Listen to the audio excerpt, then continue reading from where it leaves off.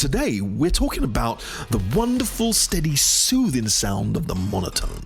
Now listen, monotone isn't bad, it isn't wrong either, and it isn't even boring until it is.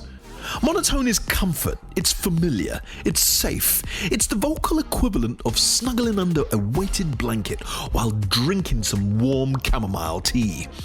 Monotone is a hum on a meditation bowl actually. In fact, it's the hum of a monk praying in the morning. And if you're old school like me, it's the gentle murmur of a 1990s computer hard drive. You know, the one that's quietly spinning while you're waiting for Windows 95 to show up.